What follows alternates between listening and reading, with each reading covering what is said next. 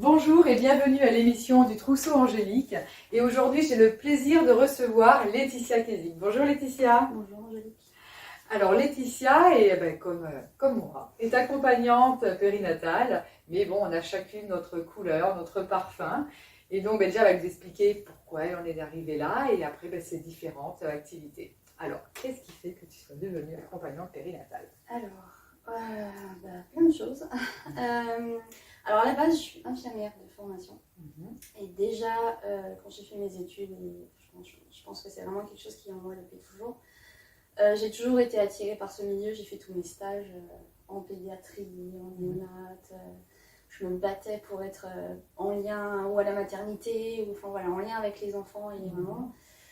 J'ai fait mon mémoire de fin d'études aussi sur s'attacher par le toucher, donc il y avait déjà un peu dans le cadre de la prématurité. Et puis j'ai été diplômée et là je suis partie en réanimation adulte parce qu'à cette époque-là il n'y avait que des postes là. Et quand on est à l'hôpital, c'est compliqué de bouger. Donc je me suis retrouvée là, coincée pendant quelques années. Jusqu'au jour où j'ai dit que c'était plus possible et j'en ai marre, je suis partie en libéral et je suis devenue maman. Et je pense comme beaucoup de femmes, le fait de devenir maman, c'est en général un déclic pour... quand on a quelque chose au fond de soi, souvent ça ressort à ce moment-là, je pense. Et donc là, j'ai commencé à me former déjà avec mon fils en fait. Déjà. Il a fallu le porter. Et à cette époque-là, par exemple, je ne connaissais rien au portage. Il avait en plus beaucoup de reflux, il faisait beaucoup de reflux, donc c'était encore particulier pour le portage. Et puis j'ai plein d'amis, plein de connaissances qui ont eu des bébés, qui ont eu aussi des problèmes dans ce style, qui voulaient porter. Je me suis dit non mais là c'est pas possible, je vais me former, je vais tout apprendre pour essayer d'aider toutes ces familles au mieux. Et du coup c'est là que ça a vraiment commencé, je me suis déjà formée au portage. D'accord. Voilà, avec Transmettre Ensemble le portage. J'ai complété par plein d'autres formations supplémentaires, notamment autour du portage à bras, du reflux gastro-œsophagien, parce que c'est des portages particuliers. Ah d'accord, ok. C'est un petit peu plus... Voilà, il y a d'autres manières de porter pour les soulager au mieux. C'est pas évident de porter un bébé qui a un reflux. Et c'est intéressant parce qu'on pense, il y en a souvent qui disent mais non, avec le portage ça marche pas, mais parce qu'ils n'ont pas en fait, ils savent pas les bonnes méthodes. C'est juste des fois qu'il y a quelques petits réajustements à faire pour respecter l'enfant qui a mal et qui a du reflux, et progressivement on arrive à les amener à un portage dit physiologique, comme un bébé qui n'a pas de reflux. Et ça les aide beaucoup. Voilà, donc j'ai commencé avec le portage et j'ai assez vite enchaîné sur l'allaitement, qui est mon cheval de bataille, qui fait partie du maternage proximal. Pour moi, c'est l'emblème d'une maman et de ce qu'elle peut faire pour son bébé en fait. Et donc là, pareil, en tant qu'infirmière, j'ai des connaissances, mais comme beaucoup de professionnels de la santé, c'est compliqué pour l'allaitement. Les formations ne sont pas du tout complètes et exhaustives. Du coup, je me suis formée là, au CREFAM pendant 1 an. Donc, j'ai 200 heures de formation pour être certifiée IBCLC. Voilà, donc j'ai pas encore la certification parce que j'ai pour des questions administratives en fait, où je peux pour l'instant pas me présenter à la certification. Et ça devrait être possible l'an prochain. Donc voilà, c'est comme si j'étais IBCLC, mais pas tout à fait. Ce qui ne t'empêche pas de quand même pouvoir accompagner. Oui, je suis formée comme une IBCLC, je me tiens à jour de toutes les connaissances, et tout comme si j'étais déjà IBCLC, c'est juste que là pour l'instant, administrativement, je suis bloquée pour faire la certification.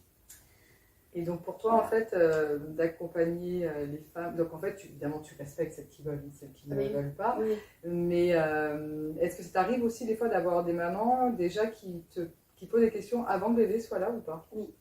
Ouais. Ça arrive et c'est génial parce que c'est le meilleur moment, surtout quand on ne sait pas encore trop, parce que c'est vrai qu'autour de l'allaitement, il y a beaucoup de mythes qui circulent et qui sont bien ancrés. Et quand on ne sait pas encore trop, mais même quand on sait en fait qu'on veut allaiter, c'est bien d'y être préparé parce qu'après l'accouchement, le bébé est là, on est dans un bain hormonal terrible, on a d'autres choses à penser, d'autres choses auxquelles il faut se consacrer, c'est plus trop le moment de se préparer en fait et de faire quelque chose. Là, à ce moment-là, on appelle la consultante quand vraiment il y a un problème en fait. Alors là, quand tu les vois avant, c'est que tu vas plutôt leur expliquer quoi en fait? C'est de la théorie déjà? Oui, c'est déjà répondre à tous leurs questionnements, parce Mhm. qu'en général, il y a beaucoup de questions. Rien n'est vraiment très clair pour personne, c'est compliqué. Donc répondre à toutes les questions et lui expliquer un petit peu comment ça se passe, la lactation, comment ça se met en place, parce que ça va pas forcément de soi, ça va d'ailleurs même pas du tout de soi. Et c'est surtout ça en prénatal, histoire que les couples soient bien préparés et sachent quoi faire, comment faire. Il y a plein de problèmes qu'on peut éviter. S'il y a un début de problème qui s'annonce, comment on peut très vite, sans personne, y pallier toute seule. Voilà, c'est ce genre de petites astuces et de petites infos que je donne en prénatal. Presque ça devrait être, entre guillemets, obligatoire, entre oui. guillemets. Voilà, ça c'est prévention et de vraiment d'expliquer avant, parce que c'est vrai que, c'est ça. Comme tu dis, alors il y en a, ça peut très bien se passer, ça va être habile, mais au moins, s'il y a des choses qui sont plus difficiles, ils vont pouvoir se rappeler, c'est vrai, on m'a dit ça, et mettre en place pour que ça apprenne, parce qu'après, souvent, des fois, comme on dit, avec la fatigue, tout ça, laisse tomber. Alors qu'elles auraient pu allaiter, il y en a qui en plus elles regrettent après. Donc, oui, souvent c'est juste un petit. Il manque un petit truc, un petit soutien à un moment donné, et paf, ça repart et ça roule et ça coule de source. Et en plus, si elles t'ont vu avant, exemple, elles vont pouvoir mettre en place les lits, et si là ça me l'a vu, elles auront déjà quelqu'un, elles auront déjà une personne en fait, on se connaîtra, ressources, voilà, et puis après moi j'ai un téléphone et j'ai une adresse mail, donc il n'y a pas, même en cas de petit problème, juste un petit SMS, un message, moi je réponds dans la foulée, et des fois ça suffit juste à débloquer une situation. Donc, et on a tendance à attendre, enfin moi je dis j'étais la première, des fois ça a été difficile, heureusement j'étais quand même entourée de personnes, mais c'est vrai que, parce que c'est mon métier, mais sinon c'est vrai qu'on est vite perdu quoi. Et puis si on commence à écouter tout ce qu'on nous dit, n'en parlons pas. Donc, personne n'a les mêmes avis, donc c'est contradictoire, on ne sait plus où aller. Donc toi tu conseilles vraiment aux futurs parents en fait déjà, genre le dernier trimestre, le dernier trimestre, de consulter pour une séance. Faire une séance en prénatal, après ça dure au moins 1h30, voire 2 heures, voire plus, si j'ai beaucoup de questions. Moi je prends vraiment le temps pour que tout soit bien au clair, et en général après en général ça roule, parce que les mamans elles ont aussi quand même il y a quand même une partie instinctive, et en général si elles s'écoutent, elles trouvent toutes seules des solutions aux problèmes. Mais il y a des fois où c'est plus compliqué et où c'est bien de savoir à qui s'adresser. Oui, voilà. Et donc tu fais aussi des cercles maman-bébé. Oui, ça c'est la nouveauté d'il y a quelques mois. Je cherchais un moyen d'accompagner le postpartum, parce qu'en fait on est chouchouté, choyé, entouré pendant toute la grossesse. On a un suivi médical, des fois un peu trop présent, mais enfin voilà, on est baigné on est dans une bulle. Et puis bébé arrive et boum, il y a une espèce de chute, et il faut gérer bébé, il faut gérer le quotidien, il faut gérer son corps qui change et où il se passe des choses dont on n'a pas l'habitude. La fratrie, s'il y en a, la fratrie, s'il y en a, ça rajoute encore une bonne couche. Voilà, donc c'est des moments qui sont pas du tout évidents, et où souvent, même quand on est entouré, on se sent très seul en fait. Parce que même d'avoir du monde autour de soi, déjà c'est pas forcément en général en plus ce dont on a envie tout de suite après l'accouchement. Et puis voilà, c'est pas forcément aidant, et c'est pas forcément, en général les personnes sont bien intentionnées, mais pas forcément toujours dans le sens de la maman. Voilà. Donc c'est pour ça que j'ai créé ces cercles en fait, pour créer des petits groupes de jeunes mamans qui ont des bébés entre 0 et 6 mois, donc vraiment juste après l'accouchement. Où on fait un groupe WhatsApp aussi, juste entre nous, et c'est un groupe qui peut rester après, au-delà du cercle maman-bébé, ça crée vraiment un cocon assez fusionnel de 6 mamans qui s'entraident et qui sont là les unes pour les autres tout au long de la croissance de leur enfant en fait. Très intéressant. Et voilà, du coup c'est des cercles qui durent à peu près 2 heures, où on peut dire tout ce qu'on a envie de dire, on peut venir déposer tout ce qu'on a envie de déposer. On peut rire, on peut pleurer, on mange des bonnes choses, on boit des bonnes choses. Et est-ce qu'il y a des thèmes, ou là, est-ce que tu arrives toi avec un thème ou alors c'est tu laisses, voilà, avec, comme tu dis, avec ce qu'elles ont là à ce moment-là, parce qu'en plus on sait que souvent s'il y en a une, il y en a l'autre qui a des effets miroirs hein, dans les groupes. Et là peut-être que tu vas dire, bah, tiens, c'est peut-être le moment de parler plus de cela. C'est un peu comme ça que tu fonctionnes. Alors, j'ai des thèmes préparés et prédéfinis. Après, il y a les mamans, comment elles arrivent, où elles en sont et ce dont elles ont besoin. Donc, j'adapte vraiment. Voilà, il y a des fois, je prévois quelque chose et en fait, ça part totalement. Et au final, on va pas faire grand-chose.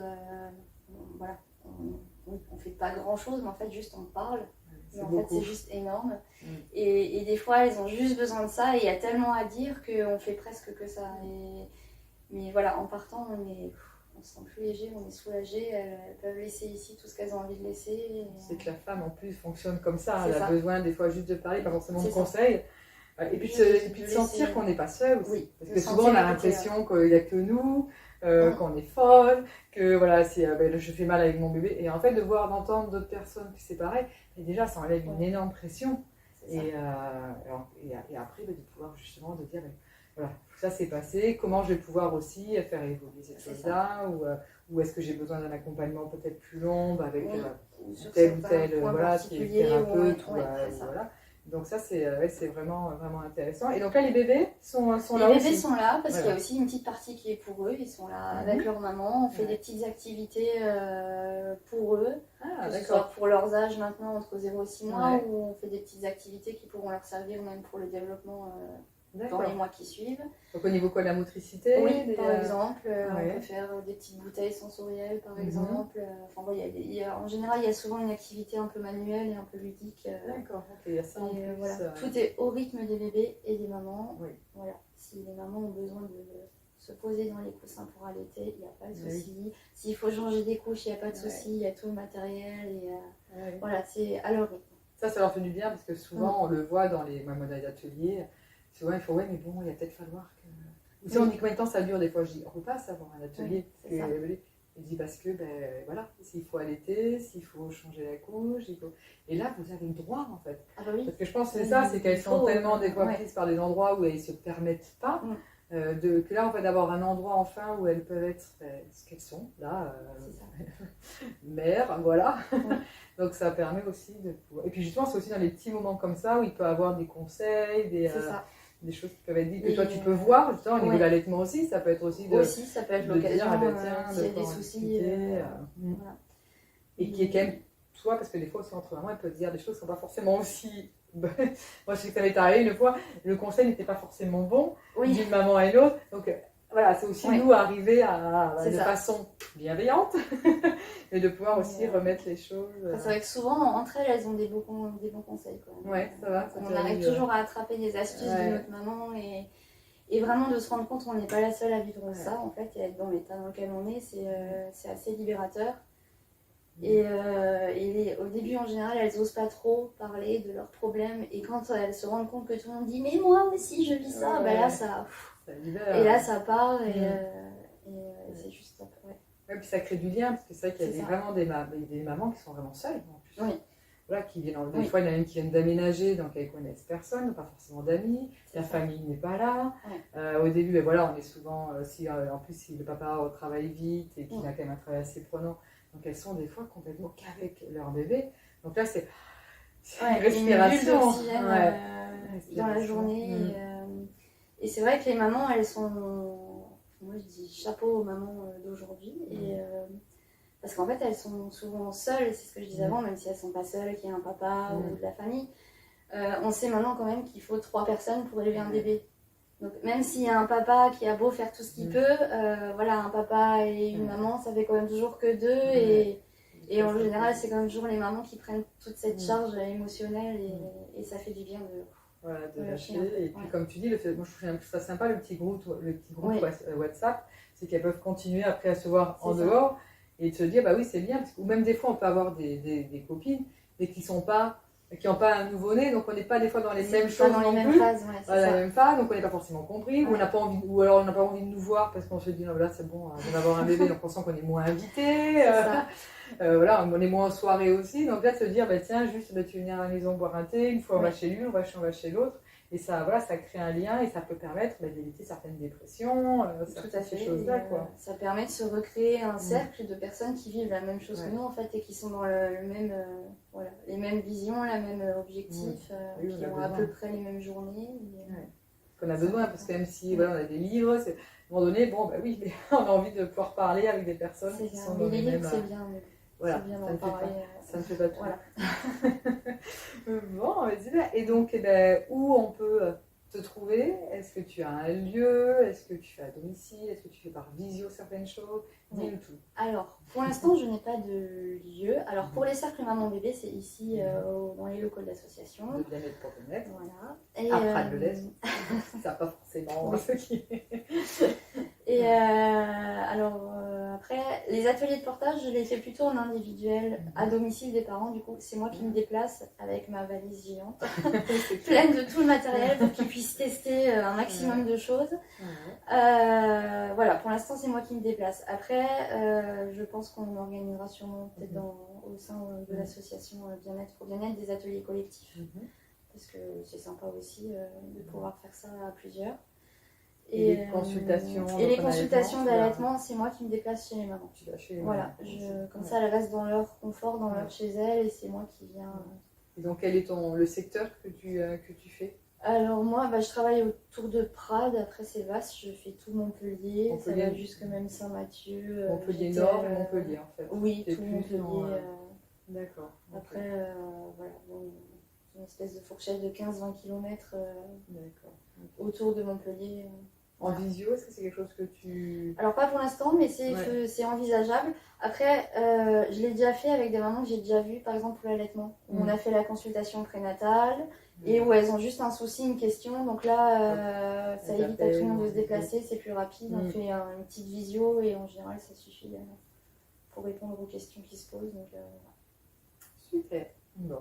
Et je sais que tu vas faire une nouvelle formation, donc ça, mais peut-être que tu viendras nous en reparler si tu veux parler de ce thème-là plus précisément avec tout, quand tu seras un peu plus lancé. Donc, ça serait intéressant que tu expliques ce soin-là.